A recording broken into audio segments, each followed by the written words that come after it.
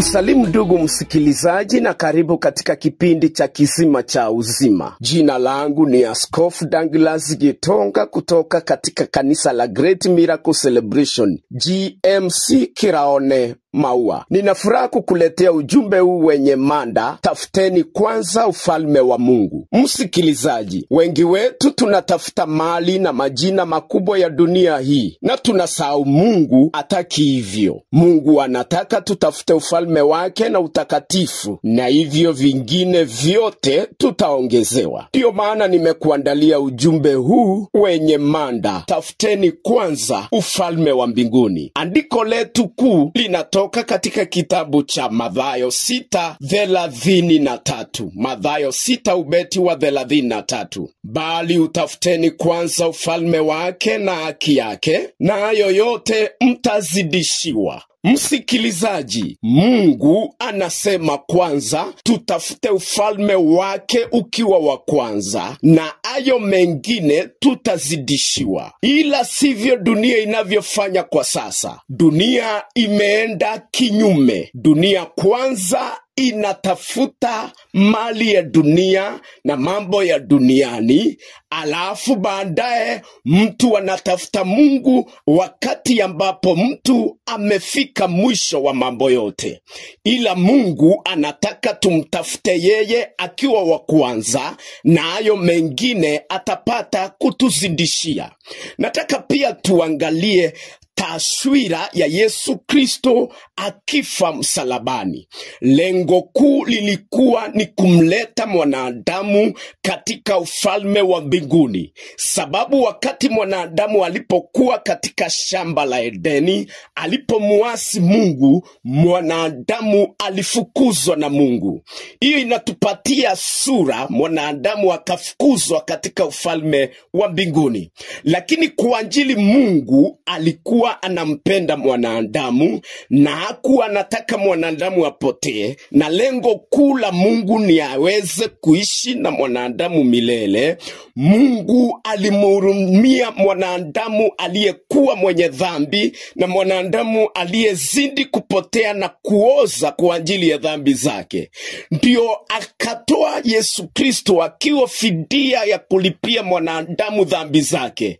Maana kulingana na uovu mwanadamu aliyokuwa ameufanya, hakuna fidia yoyote angeweza kuitoa hata kwa matendo aweze kulipia deni ya dhambi yake. Yesu Kristo akafa msalabani kurejesha mwanadamu katika sura ya Mungu na kumleta mwanadamu katika ufalme wake. Lengo lake Mungu kuu ni kuleta mwanadamu katika ufalme wake, na Yesu Kristo anakufa msalabani. Lengo lake kuu la kwanza ni mwanadamu aondolewe katika dhambi zake. Kwanza atubu, haki ipatikane kwake. Hilo ndilo lengo la Mungu likiwa la kwanza. Ndio maana Mathayo 6:33 inasema, bali utafuteni kwanza ufalme wake na haki yake, na hayo mengine yote mtazidishiwa.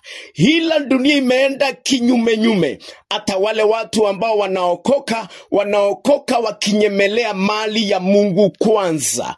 Kuna watu ambao lengo lao kuu la kuingia kwa Kristo, wameingia kwa ajili ya kutafuta vitu vya Mungu. Lakini usitafute vitu vya Mungu kwanza, tafuta Mungu akiwa wa kwanza, na utakuwa sasa na ruhusa ya kuweza kuvitumia vitu vya Mungu. Kuna watu ambao wameingia kwa Mungu kama wezi, wameingia kwa mlango wa nyuma. Anasema ya kwamba yule ambaye apitii kwa mlango, huyo ni mwizi na ni mnyang'anyi. Yesu anataka tuingilie kwa mlango, tusiingie kwa nyuma.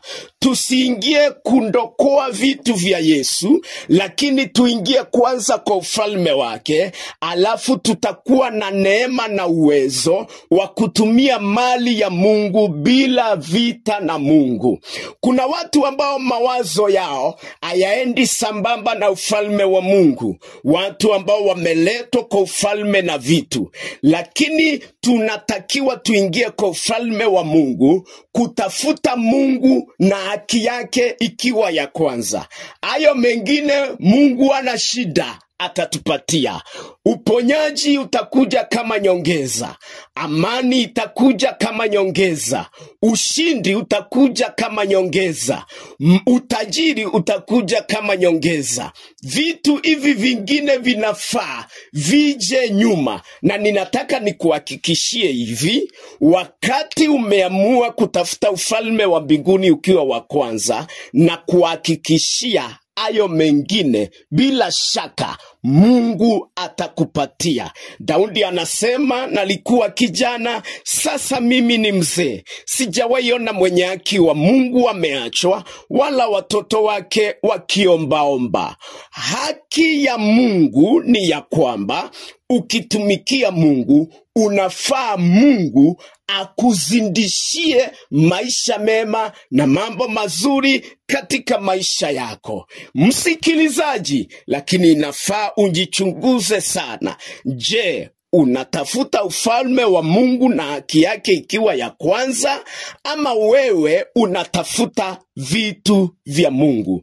Tafuta mwenye mali, naye atakufurahisha na kukuridhisha kwenye mali zake. Jambo lingine, ishi kwa viwango vya Mungu. Nataka tuangalie pia sura ya mwanafunzi. Mwanafunzi akienda shuleni lazima aishi maisha ambayo yanayoashiria yeye ni mwanafunzi. Sisi ni wanafunzi wa Kristo, lazima tuishi maisha ambayo yanaashiria kweli sisi ni wanafunzi ambao hatuna budi kupewa ufalme wa Mungu. Yani tunaishi maisha ambayo yanaonyesha sisi ni wa ufalme wa mbinguni, kwa kuvaa, kwa kuongea, kwa usemi wa vinywa vyetu, matendo yetu pia yaashirie zaidi sisi ni wa ufalme wa mbinguni. Jambo lingine na pia la muhimu zaidi, hakikisha wewe ni mtu ambaye unaeneza ujumbe wa Mungu. Kuna watu ambao wameokoka, lakini wanakaa ya kwamba wao ni bubu, hawana ushuhuda kwa Mungu, hawashuhudii Mungu amewatoa wapi, hawashuhudii wengine matendo makubwa ya Mungu. Ndio maana pia kanisani mwenu kuna sehemu imetengwa ya ushuhuda, yani unaweza ukashuhudia Mungu amekutoa wapi, Mungu amekupeleka wapi, nini Mungu amefanya katika maisha yako. Hiyo inaashiria ya kwamba wewe ni mwana wa ufalme.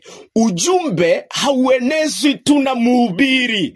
Hata wale ambao sio wahubiri wanaweza wakaeneza habari njema ya Mungu. Ambia wengine matendo mazuri Mungu amefanya katika maisha yako. Shuhudia wengine Mungu amekutoa wapi, nini umeomba Mungu akakujibu. Hiyo itatia changamoto kwa wale wengine wameomba, ama wale wengine wamekata tamaa kwa mambo ya Mungu. Hakikisha we unafanya mazoezi ya kiroho. Kuna watu ambao hawafanyi mazoezi ya kiroho, yani watu ambao hawafanyi lolote kabisa kwa Mungu.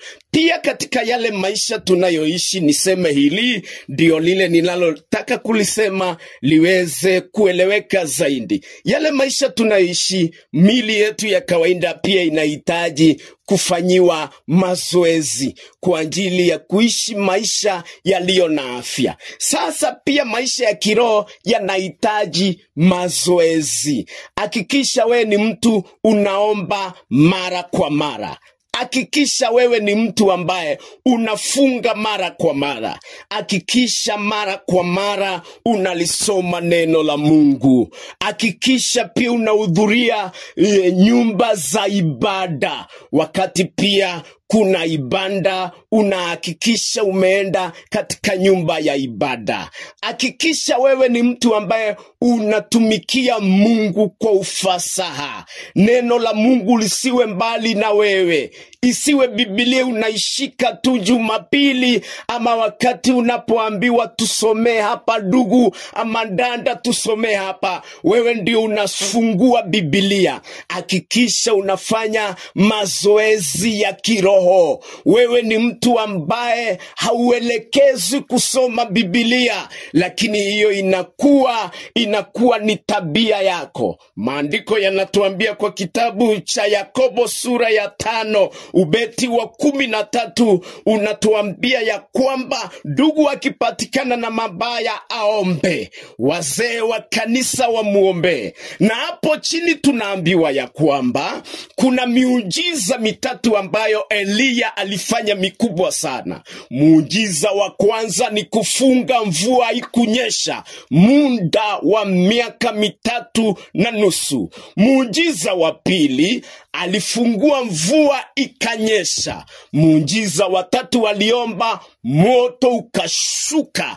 Kwa ajili kulikuwa na upishani dhidi ya miungu ile inayoitwa ya Bahali. Na Biblia inatuambia miujiza hiyo yote aliifanya. Hapo chini maandiko yanatuambia ni kwa sababu Eliya alikuwa anaomba kwa bidii. Maandiko yanatuambia ya kwamba Eliya alikuwa mwanadamu kama sisi, lakini aliomba kwa bidii, mvua haikunyesha. Akaomba kwa bidii, mvua ikanyesha.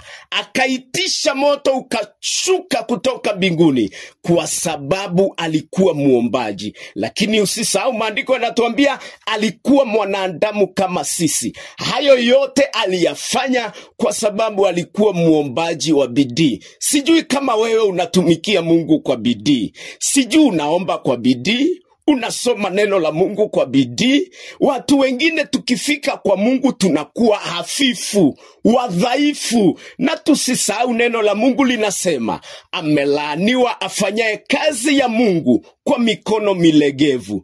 Tuondoeni udhaifu, unyonge, utepetevu katika maisha yetu ya kiroho. Tufanyeni kazi ya Mungu kwa bidii na Mungu atatubariki. Maandiko yanasema kwanza tutafute ufalme wake ukiwa wa kwanza. Sijui kama umeokoka. Kama unajua au hujaokoka, rudia ili ombi kwa imani. Sema, Bwana Yesu, mimi ni mwenye dhambi. Ninaomba msamaha. Nisamehe na unihesabu kutoka leo niwe mmoja wa wana wa ufalme. Na kutoka leo natafuta ufalme wa Mungu ukiwa wa kwanza. Amina.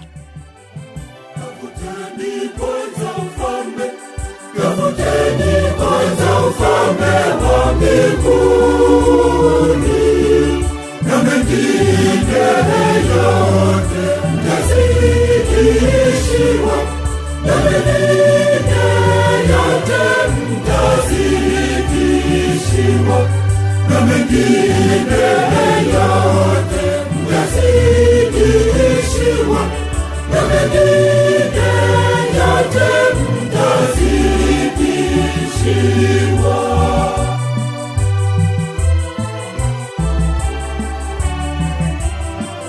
Ni yupi kwenu ambaye akijisukuma aweza kujiongeza kimo chake atapanda mmoja? Basi ikiwa hamuwezi, hata neno lililo dogo, kwa nini kujisumbua kwa ajili ya yale mengine?